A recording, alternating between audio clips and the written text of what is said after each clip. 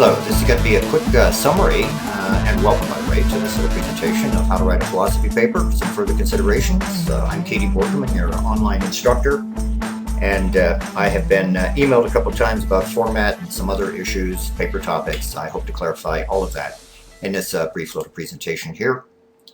The format for your paper is as follows. It's a 5-page double-spaced typewritten paper.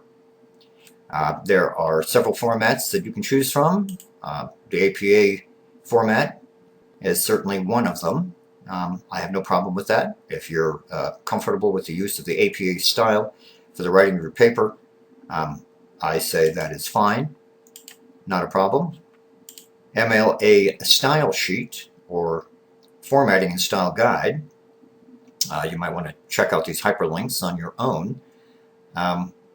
You can take a look at the formatting here, and this will give you a very good idea as to what the expectations are. So, general guidelines, etc., etc., etc. I endorse this. It's fine. It's fairly common and not a big problem. Turabian, I believe, is still used in some venues and probably is good for documentation.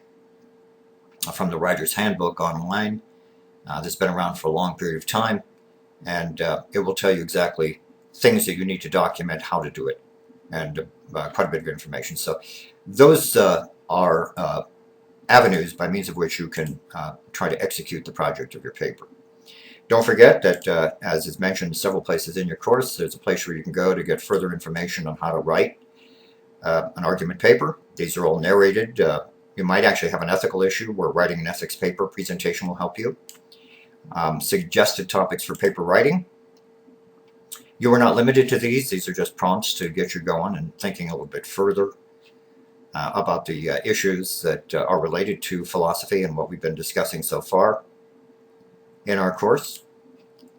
And I might add that when you go back to the paper write, that there are some other presentations such as extended argument analysis.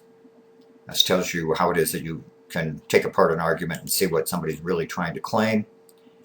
Writing an argumentative essay, some basic guidelines for that. So there should be quite a bit of information for you, hopefully not too much to overwhelm you. And I'm not trying to do that at this point in time, but when you're finished with your paper, by the deadline date, submit it to the online Dropbox, so the link is provided in your online course. What you want to do is, when you begin your paper, formulate your precise thesis, state it clearly, concisely in your introduction.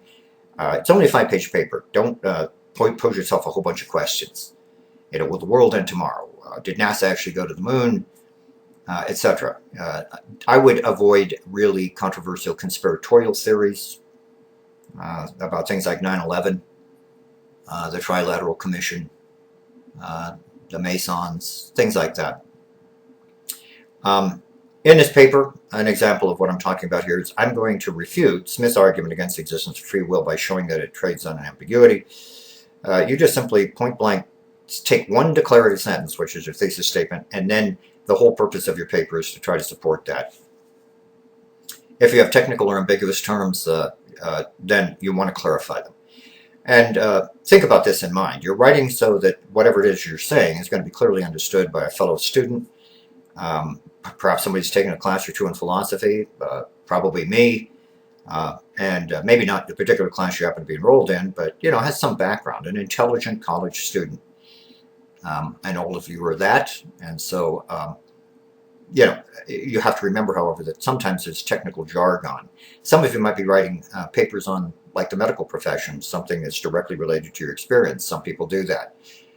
Some ethical issue, and sometimes terms arise that need to be defined. Actually, a term that you'd think doesn't need to be defined, but it does, is the term abortion. Avoid, when you're trying to define and clarify terms, emotively charged terms. Get a standard, neutral, scientific, if you will, conceptual definition, and make it clear that that's what you're going to be using in your paper. Sometimes it's helpful to think of an imaginary reader that is right out there, and you're writing to that audience. Some authors actually think consciously about the kind of person that they are writing to, and it's going to be somebody that's going to be, as it were, listening to what you have to say. obviously in a paper format, and think about them. Is what I'm saying and what I'm trying to justify here, does that make any sense? You want to motivate your audience sometimes. What's interesting to you might not necessarily be interesting to other people. So a statement right up front in the introductory area of your paper is a good place to do this. Why should anybody care about it? And a couple of sentences that say, well, this is really important to our community because, the incidence of such and such have increased, the frequency of such and such has been noted to be a problem.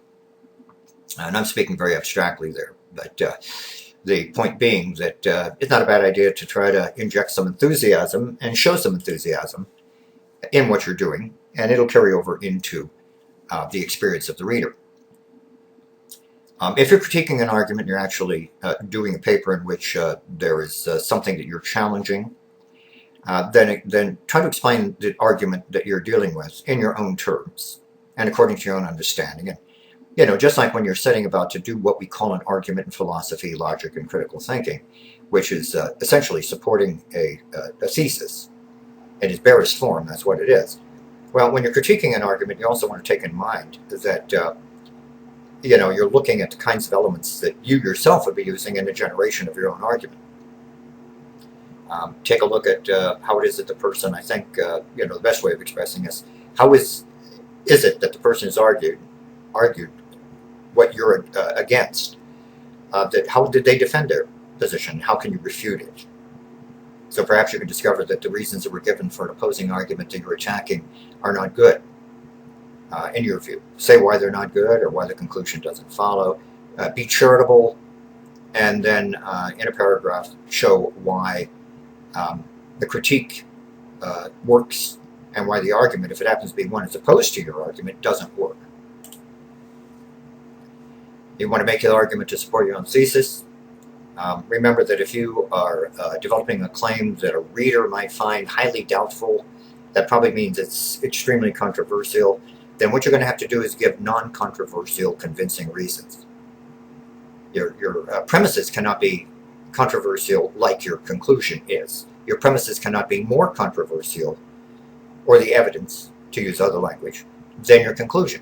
And of course, why do we provide arguments? Because not every one of us agree. We don't argue about facts unless we're saying something like, well, I don't really think that's a fact. But what we generally regard conventionally as facts are not something that you're going to want to argue. And that's why you want to avoid controversial conspiracy type topics like NASA never went to the moon. You're not going to argue that because it's a fact that NASA went to the moon. And there's just no room for doubt about that at this point in time. So it's really pointless unless you have just a really, really interesting scientific bit of non-controversial information that actually supports that. You're better staying away from something like that. So again, if you're arguing, there's always an element of controversy in any argument because the reason we're arguing is that we're trying to convince somebody of the truth of the position we've taken. And on the face of it, prima facie, clearly not everybody agrees on the claim that you're making, so you have to support it and try to convince them through, by the way, good logical reasons, not through rhetoric, etc. When you present your argument, be straightforward, say precisely what you mean. Good idea to use examples, elaborate in some fashion, and yet at the same time try to be concise. Remember, it's a 5-page, terse, tightly written paper we're looking at. There's always an objection to an argument. There's always somebody that's going to find a fault with what you're saying. They disagree with it. Try to anticipate the best argument if it's relevant. It's not always relevant to do this, but it's often a good idea. Try to anticipate the best argument against the position that you've taken, and then show why it doesn't work. Do that in a paragraph. Trying to iterate what I said previously about taking apart an argument that you might be critiquing. If somebody has an objection, says, just imagine somebody saying, you know what, you didn't really think this out clearly. I don't really see how your conclusion follows at all from those premises. Those premises don't strike me as being true at all. So you want to be in a position to be able to, with some certainty. Nothing's super certain in the world. But, with a high probability of truth associated with it, you want to provide premises that actually can be justified. And if there's some real doubt, if you have a shaky premise, that's what you should be looking at. What if somebody objects to the shaky premise? Well, if you have a shaky premise or a flaky premise in your argument, then it's going to be a problem for the overall believability, credibility, acceptability of what you're trying to justify. The evidence or reasons or premises that you are providing for your argument, for strengthening your view, generally take place and are presented in the main body.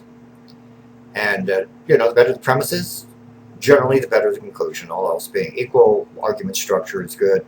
Premise 1, premise 2, premise 3, evidence 1, evidence 2, evidence 3. Illustrate them, say a few more words about them, tell us why those are good premises, and then make sure that the premises all contribute to the conclusion. Now, this is a philosophy class. If you've taken critical thinking, the kinds of things you're going to think about are sound argumentation, strong induction.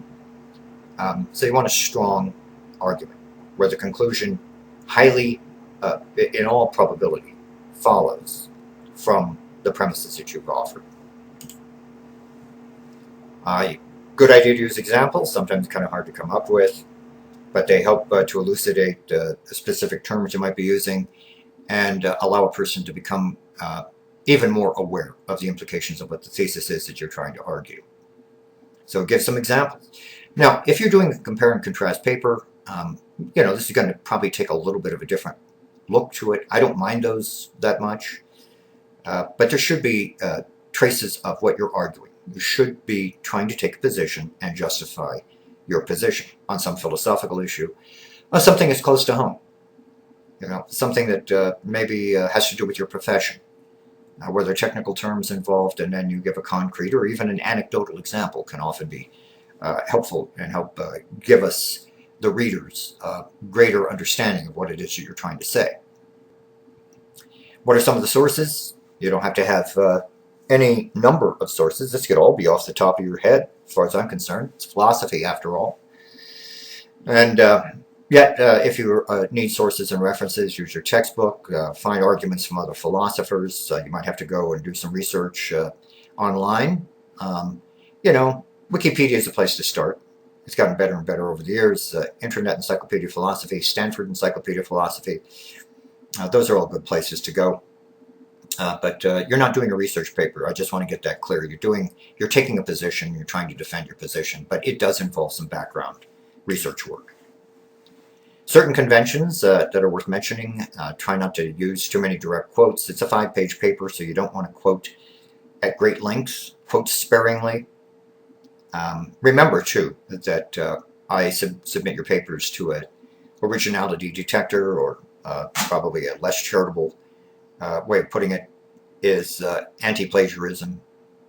And if you have a whole bunch of quotes from other sources, it's going to look like you just copied. So you should be able to come up with, your own thinking originally, authentically. And if you need to quote, try to put it in your own words what another person says or is saying, or footnote it, of course, according to, one of the methods that we previously referenced. It's okay in philosophy to use first-person personal pronouns. I used to be, the nemesis or bane of some English professors I've known. But you can say things like, I'm going to use the term realist to mean, I am arguing this. I'm going to show now that. I will give these examples and justify. We don't count the number of I's that are used in your paper. Who's arguing? It's you. It's much, much better to just phrase it that way than, it is to be argued that, or it shall be shown that.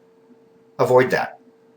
Philosophy is just different in that respect, and a good many other disciplines who prefer something that I think just kind of only looks like it's supposedly more objective, but it isn't. So you can just shorten up your sentences by using I. The 3-2 method is what I've mentioned before in presentations that are up in your online learning management system. T1, T2, T3. In T1, the introduction, you give your thesis, what are you arguing for, what are you proposing, why is it interesting. T1 is, tell me what you're going to do. And in the main body, you give your position, you give the evidence, the illustrations, the examples, deal with an opposing view if it's relevant to do so. That's where you actually lay it all out and you tell me. And in a conclusion, you summarize and recap what you stated in your paper. T3, tell me what you did. So T1 looks into the future. T2 is kind of the present, and T3 looks into the past. T1 and T2 should echo each other, mirror each other. If they're divergent or dissonant, then that means that something went wrong in the main body in all likelihood. So you can kind of use this as a way also of constructing either a rough draft or even an outline. You know, what am I going to argue? What premises am I going to use in my argument or my thesis justification? And then I'm going to wrap it all up and recap and then probably say something at the very end about how this continues to be a very interesting subject and other people should look more closely at it. You know, motivational thing. This has been adapted from the Harvard College Writing Center website. I thank them for their wonderful contributions. And I've augmented and embellished it to some extent, but I'm giving credit where credit's due. The next session, probably be live. I'm going to just discuss extra credit with you. That will involve concepts like making a PowerPoint out of your paper, sharing it with the class in a discussion thread. That'll give you some extra points, and I'd like to see some of you. We've tried this before in other classes. Use your webcam and your YouTube account and actually respond to the last discussion threads with a video. Requires a camera. For some reason, people don't like to do it in class, but they're obviously doing it on Facebook and other places. So I don't know. Try to hybridize the enthusiasm, so to speak, for communication and connect that up to our philosophy class and actually put your face up there on camera and complete a discussion thread that way. I'll give you extra credit points for that. But I'll talk about that in greater detail. Thank you. I hope this has been helpful. As always, feel free to contact me at my email address or during our live office sessions.